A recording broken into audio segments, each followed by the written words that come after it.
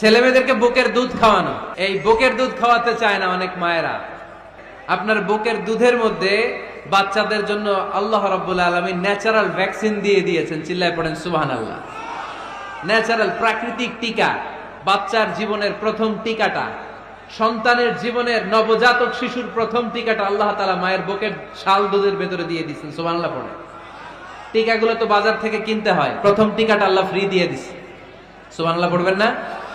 এজন্য রাব্বুল আলামিন বলেন, ওয়াল ওয়ালিদাতু ইউরদি'না আওলাদাহুন্না হাওলাইনি কামিলাইনি লিমান আরাদা আন ইউতিম্মার রাদা'a। দুনিয়ার প্রতিটা মায়ের উচিত টানা 2 বছর তাদের সন্তান সন্ততিদেরকে দুধ খাওয়ানো। কয় বছর? আওয়াজ করে বলতে হবে, কয় বছর? মায়ের বুকের দুধ যে ছেলেগুলো খায় না, এদের ব্রেনের গ্রোথ হয় না। এগুলো হয় বলদা নাম্বার 1। কি হয়?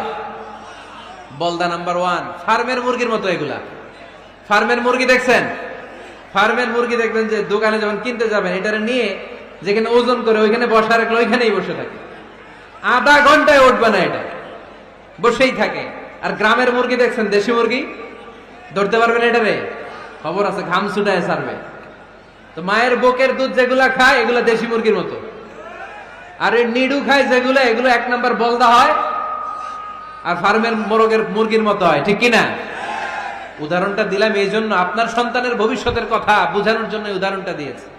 বুকের দুধ খাওয়াবেন, এর মধ্যে আল্লাহ তাআলা এমন নিউট্রিশন, পুষ্টি গুণ দিয়ে মায়ের বুকের দুধকে আল্লাহ তাআলা সমৃদ্ধ করেছে।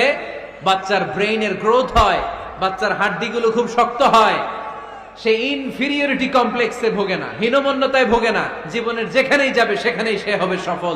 অনেক মা আছে বুকের দুধ খাওয়াতে চায় না, ডানু খাওয়ায়, নিডু খাওয়ায়, আবার নিজেদের কাজের জন্য ব্যস্ত, ছেলে মেয়েদেরকে সময় দেয় না। নারীরা চাকরি করতে পারবে, হেজাব করে নিজেকে পর্দার মধ্যে রেখে শিক্ষকতা করতে পারবে, ডাক্তারি করতে পারবে, সব পেশায় তারা যেতে পারবে, নিজেদেরকে পর্দার মধ্যে রেখে হেজাব পরে সব জায়গায় যেতে পারবে। কিন্তু সন্তানদেরকেও দেখাশোনার দরকার আছে না নাই?